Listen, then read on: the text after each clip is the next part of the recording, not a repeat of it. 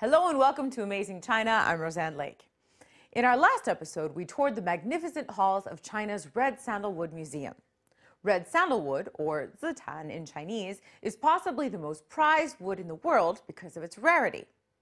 Qianlong, the fourth emperor of the Qing dynasty, issued orders to restrict the use of zitan to the imperial palace workshops.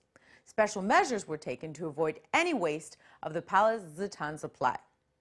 On one occasion, however, Qianlong lost his temper because his wishes were misunderstood, and zitan, rather than a less expensive material, was used in a non-imperial project. Zitan thus became known as the wood of the emperors. Zitan has been highly revered in China since ancient times. During the Ming and Qing dynasties, it was widely sought after by royal families who used it to make furniture. Officials of all ranks would make an effort to collect it in a tribute to the emperor. It was right during this period that the Western world discovered and became mesmerized by Chinese zitan artworks. Today, let's go to China's Red Sandalwood Museum and unravel the legend of this coveted wood.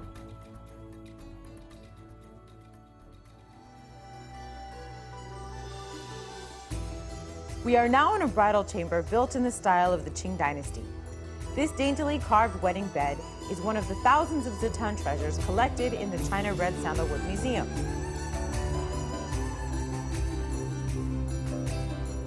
Working on zitan is a labor and time-intensive process, meaning that a pair of Qing-style official chairs would generally take about 2 months to complete.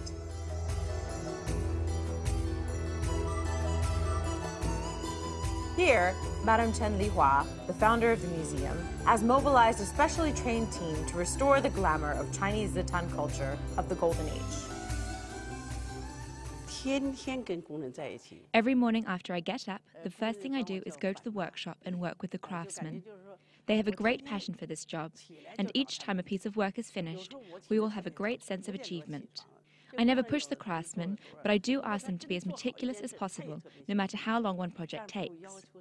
I hope that our zitan works are as exquisite as the furniture collected in the imperial palace. As Madame Chen says, carving zitan, the most precious wood on earth, is never an easy job.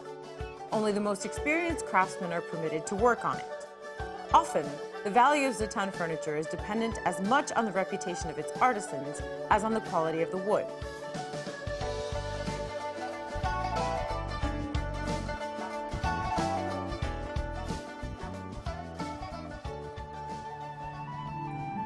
A sandalwood tree can only grow 1/3 of a meter in 500 years, and up to 90% of mature trees are hollow and not suitable for making furniture. Therefore, as one old saying goes, it grows an inch every century, and each inch is worth its weight in gold. Zitan trees grow so slowly that the wood has always been in short supply, and until recently, it was thought to be practically extinct. As a result, zitan furniture remains very rare and valuable. Madame Chen Lihua's Red Sandalwood Museum is a true wonder, home to thousands of well-kept zitan artworks. Every year, Madame Chen travels through Southeast Asia to collect new zitan wood, and the journey is never just a light-hearted sightseeing tour. When I first collected zitan wood, the only thing I knew about was that it grew in remote mountains. I had no idea just how far away that was and how long it takes to get there. When we get off the plane, we immediately rent a car and start the journey to the mountains. There was one time that we had to spend a day and night on the mountain without any food or water. We had to be careful because pythons and wasps can be deadly up there. Although dangerous and time-consuming, Madame Chen and her team still devote themselves passionately to the preservation of zitan wood. Their efforts are manifest in her museum, which she has charitably opened to the world. Chinese royal families started to produce zitan objects in the Ming dynasty thanks to an official named Zheng He.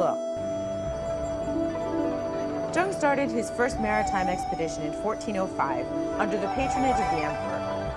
During the following 28 years, he and his fleet embarked on 6 more trade journeys. The development of communication with Southeast Asian countries allowed for the creation of trade relations with China. Large quantities of zitan wood were imported into the imperial palace and morphed into extravagant furniture.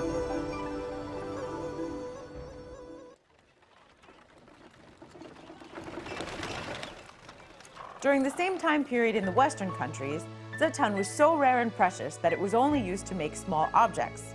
The most famous one is probably a 5-inch model of a coffin placed in front of the tomb of Napoleon. In the 1600s, Western missionaries came to China and marveled at the stunning, large Zitan furniture of the royal palace. Westerners then realized that the best Zitan artworks were found in China and started to find ways to import them into their own countries. The value of Zitan works hasn't dissipated with time. In the China Red Sandalwood Museum, fine examples of Chinese classical furniture reflect the refined aesthetics of centuries of Chinese culture, which we hope you enjoyed discovering with us. For Amazing China, I'm Roseann Lake. See you next time.